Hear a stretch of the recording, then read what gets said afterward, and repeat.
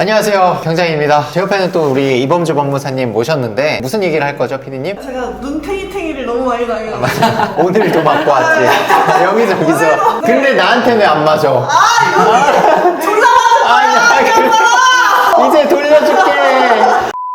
비용이 처음 하는 사람들은 잘 모르잖아요. 네. 법무사 비용도 그렇고 현직 법무사시니까 불편하실 수도 있겠지만 낙찰 받고 나서 우리가 잔금 납부를 할 때 대출을 받잖아요. 보통 이제 네, 맞습니다. 주택은. 근데 대출 받을 때 이미 법무사님이 지정이 돼 있어요. 그래서 이거를 맞습니다. 법무사님만 바꾸고 싶다. 그게 안 되긴 합니다. 소비자 입장에서는 어떻게 보면 갑질이라고 생각이 들 수도 있을 것 같아. 비싸도 대출이 좋으면 가야 되거든. 법무사비가 비싼 것 같아도. 내가 비싼지 안 비싼지는 우리 소비자분들, 낙찰 받으시는 분께서 판단을 해보면 좋으니까 그런 관점에서 이제 법무사 비용이랄지 그럼에도 불구하고 한번 얘기를 해보셔도 돼요. 저희 친척 중에 다른 법무사가 있다. 그래도 해주면 안 되냐 그러면 어차피 저희는 협회에 등록이 되어 있기 때문에 네. 보험이라든지 이금융육 같은 경우는 교체하셔도 됩니다. 그런 얘기를 많이 하세요. 제가 법무사로서 오늘 낱낱이 그냥 공개하도록 하겠습니다. 야.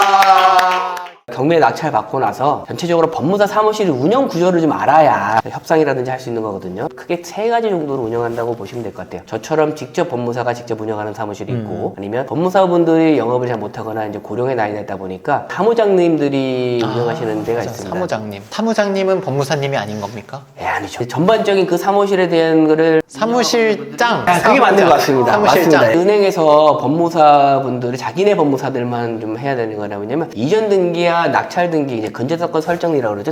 대출을 받으면. 그래서 동시에 이루어져야 되면 사고 방지 때문에 어쩔 수 없이 본인이 네. 믿는 사람을 추천한다고 보시면 되면서 저희도 은행 법무사를 들어가기 위해서는 각서도 쓰고 네. 여러 가지 뭐 손해배상에 대한 저희가 책임을 진다는 것도 쓰고 들어가는 거기 때문에 이전 등기를 하면 바로 그날 이어서 이 담보에 대한 근저당권이 안 들어가게 되면 은행에서는 보증사고로 봐요. 뭐 낙찰인들이 법무사를 데리고 오면 좋긴 하는데 은행에서는 처음 보는 법무사다 보니까 대출은 나갔는데 접수를 안 해버리면 그러니까 이거는 낙찰자도 마찬가지요. 한 번도 안 본 법무사님 통장을 주면서 거기에 입금을 하래요, 잔금을. 불안해하시는 분들이 많더라고. 근데 저는 얘기하거든요. 맞다고 그렇게 입금하는 게. 법무사님이 잔금 납부하러 가셔야 되니까 법원에. 그게 사실 맞는 거죠. 그렇게 해줘야 일하기도 편리하고 그러기 때문에 아니면 본인이 직접 같이 와서 뭐 돈을 입금하고 그러고 정 본인이 해야 불안하면. 되는데. 자, 그러면은 비용적인 건데 뭐 견적서를 봐도 사실 모르잖아요. 이게 네. 비싼지 싼지. 법무사 스스로 산정하는데 살 때 전문직 중에 유일하게 보수가 딱 정해져 있는 법무사법 해축으로 딱 정해져 있는 전문직이에요. 네. 상한선을 더 이상 받을 수도 없고. 요거를 설명하기 위해서는 제가 한번 사이트를 한번 들어가 드리겠습니다. 보겠습니다. 그래서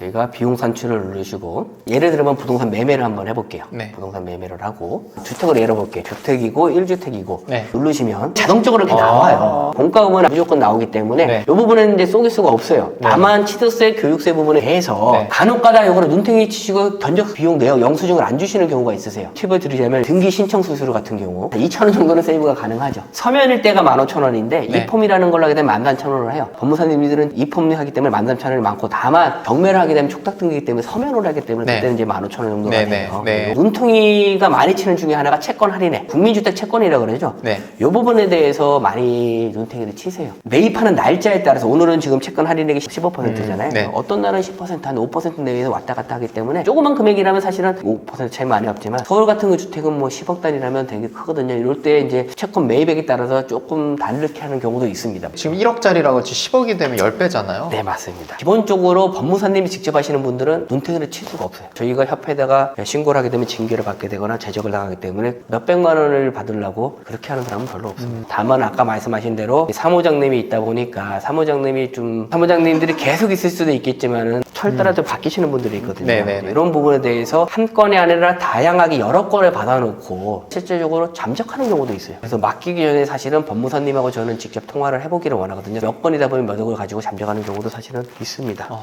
자주는 아니지만 가끔씩 발생해서 그럼 우리는 법무사님과 통화해서 이분한테 드리는 게 맞냐 이런 확인을 해야 된다는 거예요. 법무사님 성함을 확인해보고 사무실이 있는지도 확인해보고 네. 통장이 법무사님 통장이 맞는지를 확인해보고 입금을 하셔라. 사무장님 통장이 아니라 법무사님 통장 통장을 해야 나중에 사고가 발생하더라도 협회에다가 공제 보험을 들어가 있고 5억 정도. 또 저 같은 경우는 개인적으로도 보험을 들고 있거든요. 사고 났을 때. 네. 사고 나면 이제 보험을 청구해서 또 받을 수 있기 때문에 네. 기본적으로 법무사님 통장에 입금이 됐다라면 사무장님이 사고를 쳐도 법무사님을 통해서 보상을 받을 수 있기 때문에 이런 건 또 꿀팁이네. 여기서 이제 또 대장등본이라고 이제 써 있거든요. 네. 여기 이제 어떤 견적서에는 재증명이라고 써 있어요. 재증명. 아, 재증명 많이 봤어요. 재증명 부분에 아까 말한 대로 대장이라든지 등기부등본 이렇게 해서 이제 돈을 내는 겁니다. 대장등본 같은 경우는 다 무료입니다. 적게는 10,000원, 네. 많게는 10만 원 정도 하시는 분들도 있고 뭐 20만 원 하시는 분들이 있는데 대장이란 등본이거든요. 근데 대장 같은 경우는 정부 24시간 하시면 다 무료로 발급받을 수 있습니다. 문구가 모르면 네. 물어봐라. 가만히 재증명하면 뭔가 있겠지라 생각하지 마시고 대장등본 같은 경우는 영수증을 또 안 첨부하는 경우가 많기 때문에 금액이 많거나 많으면 이 부분에 대해서 얘기를 해서 좀 이거 좀 빼주시면 안 돼요. 그러면 대부분이 빼주신다. 재증명에 대한 부분에서 비용에 대한 부분을 절감할 수 있는 부분이 이 재증명 부분에 대해서 얘기를 좀 하셔라. 하나하나 뜯어보니까 약간 좀 눈팅이 맞을 만한 요소들이 많네. 법무사님이 다 눈탱이 치시는 거 아닙니다. 99.99%를 정직하게 하고 있습니다. 네네. 경매랑 다른 게 또 있을까요? 개인 프로그램을 좀 볼게요. 네. 저희는 자동으로 계산이 나옵니다. 취득세, 교육세 나오고 농특세는 아까처럼 나오고 지금 등기식 증서들은 경매는 서면으로 가기 때문에 나옵니다. 15,000원. 여기 보시고 이제 달라지는 게 있죠. 달라지는 게 뭐냐면 매매 같은 경우는 이전 등기만 하면 되는데 경매를 하거나 되면 해야 될 게 이전 다음에 꼭 말소 등기를 같이 하게 돼요. 네. 두 건이 들어가야 된다고 생각하시면 돼요. 두 건이. 취득세와 교육세 부분은 아까 말한 대로 이전에 대한 부분, 이전에 대한 공과금이고요. 밑에 등록면허세 같은 경우는 말소하는 거. 건당 6,000원. 경매를 해서 달라지는 건 안납증명서와 송달료예요. 매각 대금 완납증명서. 몇십만 원씩은 비싸게 나오던데, 이 계산한 거랑. 이 부분에 대해서는 아까처럼 뭐 지금 보시면 크게 이전, 설정, 말소로 되어 있잖아요. 네. 취득세와 교육세가 합쳐서 이렇게 나온 거고 네. 말소 부분에 대해서는 두 건인 것 같아요. 말소할 게. 네. 이전과 말소는 거짓말이 없다. 증기세 부분은 15,000원 아까 이전, 말소 두 건이니까 6,000원. 거짓말이 없는 거죠. 네, 이것도. 네. 인지세 부분에 대해서 45,000원이 몇 원인지 모르겠습니다. 하나 걸렸고요. 자, 빨간색 표시 하나 하고요.